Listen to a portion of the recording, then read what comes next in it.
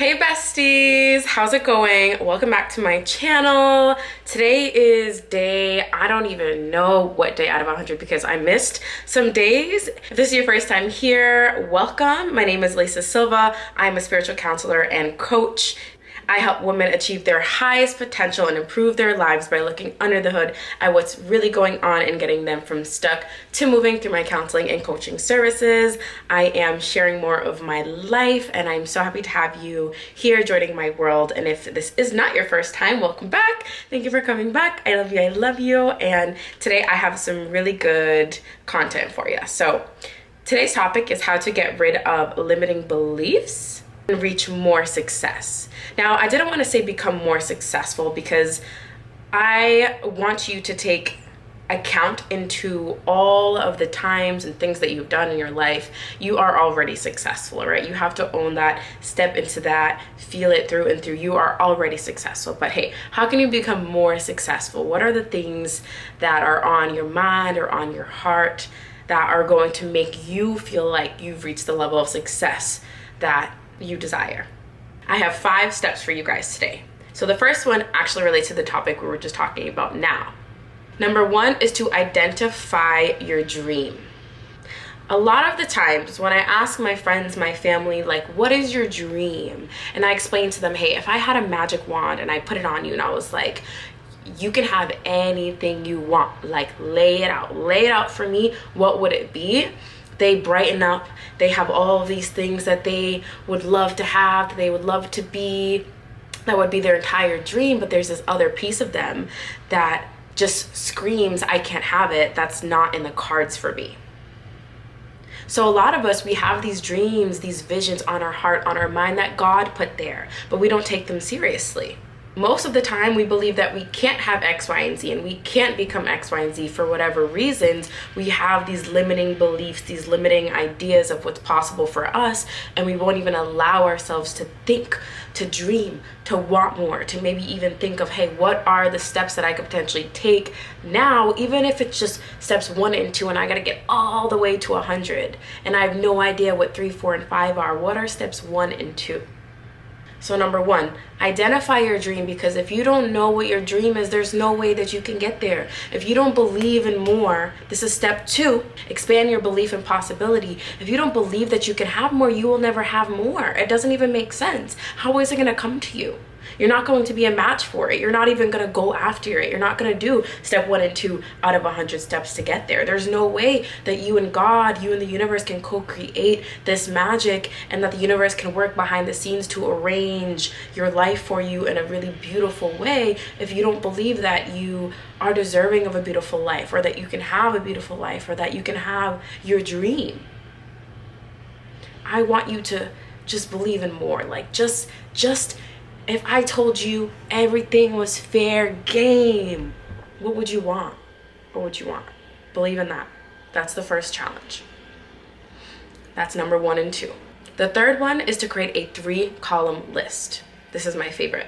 The first column, I want you to write down all of your fears, your doubts, your limiting beliefs. This is the list where you're going to put all of the things that go through your head or go through your body even when you think about your dreams. Say you want it to be like a superstar, you want it to be a singer, you want it to tour globally.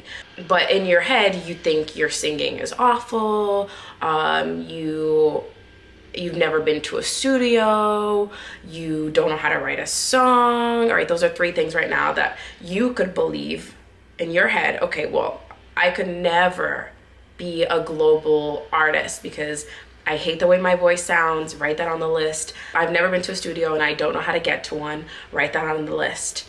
I don't think anyone would like me or follow me or listen to my music. All of the things that run through your head or run through your heart, or you secretly are like scared of or freak you out, or like all the things that are in the background, like whispering crap to you, crap that you should throw away, you write in that first column list. Now, I want you to feel all of those things. Before we move on to the second and third column, I want you to give yourself at least an hour of feeling like worst possible outcome. You're bringing deeper self-awareness to this first column list. So say you recognize a limiting belief that you didn't realize you had before. You need to sit with it. You need to make a relationship with it. You need to give it a voice and let it feel seen and heard so that it can slowly start to dissipate. But if you just recognize it really quick and you try to shove it back down and ignore it, what you resist persists. It's gonna keep coming back up, So you have to recognize it, sit with it, and your body is so smart. So you can try to affirm and tell your mind to ignore the things that your body feels, but your body still feels it. You literally have to sit with it, like as if you were your own mom and you're coddling your own self, and you're sitting with the emotions or the thoughts or the yucky ideas or feelings that are in your head that don't feel good. Instead of running away from them, you sit with them, you give them space, you give them your attention, your space, just like you would to a child that isn't feeling great. And through sitting with that child, they'll start to feel better. Your body, your nervous system will start to regulate those feelings and those emotions and whatever those triggers are, the wounds, whatever it is, you will start to regulate, and your body will start to feel safer to hold them.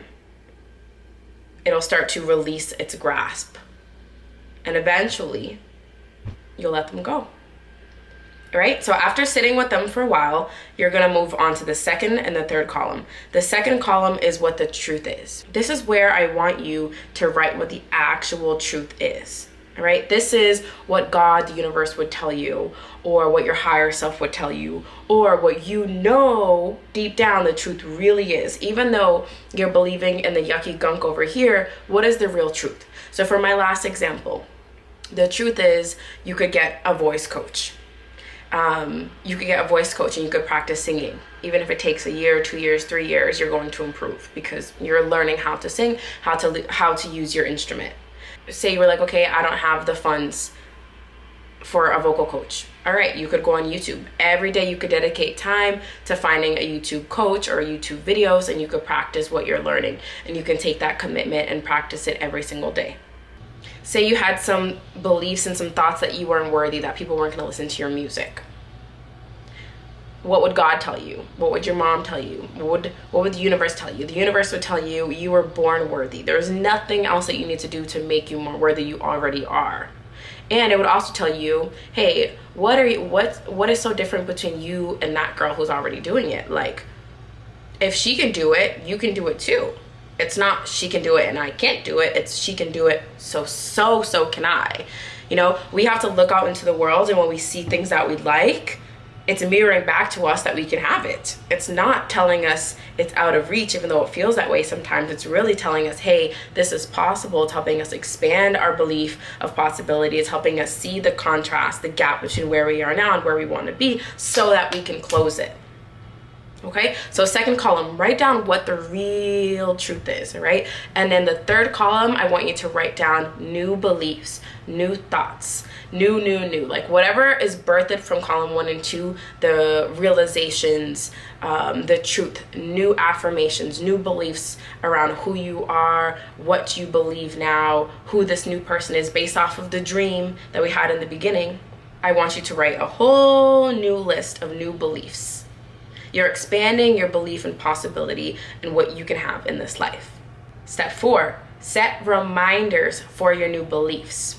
I want you to do whatever it takes. I want you to put postcards around your room, next to where you sleep, on the bathroom mirror, in the car, in your phone. If you need to set alarms to go read them, set your alarms to read them every single day. If you need to write them in your journal every single day, write them in your journal every single day. If you need to create vision boards, I make monthly and yearly vision boards to remind myself, okay, this is what I'm working on this month. This is what I'm manifesting this month. Remind yourself, whatever you have to do to put reminders around, because your body is wired for comfort. You're going to want to stay in your comfort zone and still be the exact person you are now. Even with the problems that you're facing now, your body is used to the problems that you experience now. It knows how to be this version of you with the problems that you have now. It knows how to deal with them. So typically, you're going to be afraid unconsciously. You're going to be afraid of becoming someone new and dealing with potentially new fears and new problems because you've never dealt with them before. So you would rather, your body, your unconscious would rather deal with all the problems you have now, even if it's really shitty, just so you can stay away from the problems over there, because anything in the unfamiliar is considered red flag, danger, risky. We're not typically going to go that way unless we push ourselves. So you're going to need to set reminders every day and actually follow up, because step 5 is identity shifting. You got to become a new you, sis. You have to become a new you. If you want things to change, you have to change.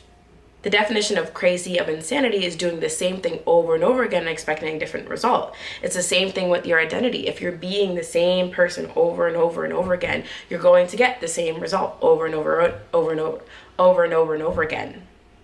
You have to change. This is your beliefs. You have to believe in more. Believe in more possibility for yourself. Have deeper self-love, deeper self-trust, deeper self-worth. How is this new version of you thinking? How does she act? How does she move? How does she behave? Is she consistent? Is she disciplined? Where does she put her focus? What is a priority to her? What does she value? These are all important things. You cannot be the same person and be over there, because you're currently vibrationally, your frequency matched to everything in your life that you're experiencing right now. But if you want to move and shift out of what you're experiencing now, you have to become a match for what's over there. And to do that, you have to become her now. You have to feel the things now. If you want to be happier, you have to feel happy now. If you want to be freer, you have to feel free now. If you want to be richer, you have to feel rich now.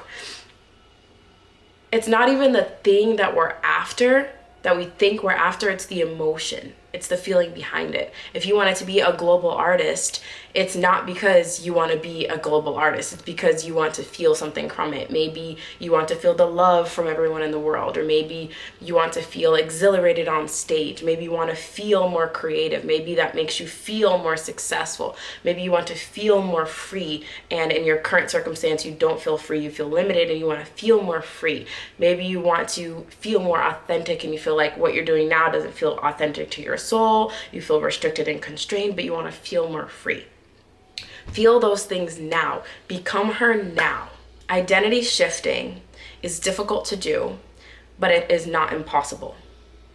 It's only difficult because we are so used to being the person we were yesterday that it's difficult to become a new person today and tomorrow and the next day, and to be consistent, because our old self is going to be trying to pull us back into comfort, into who we have been, into what we like, even into temporary instant gratification instead of delayed gratification. What do you want more? How bad do you want it? Would you rather have instant gratification now for staying in your comfort zone and staying who you have not always been, but who you are now, or delayed gratification, grit, vision, constant reminders, consistency, new beliefs, new thoughts, new you, and trusting more in that vision than in your current reality? Trust more, remind yourself where you're going, fall in love with becoming her over and over and over and over and over and over and over again, until one day you look up and your entire outside circumstances have changed and you are that girl. You got this. I believe in you. Those are my 5 tips on how to get rid of limiting beliefs and reach more success. I hope you enjoyed. Make sure you follow along for my 100 days. I'm still gonna keep going. I'm a committed girly. And make sure you check the description box for all of my socials. I would love you to join my world, and make sure you subscribe as well so you don't miss another video. I'm a YouTuber now. I'm official. All right, I love you. See you next time.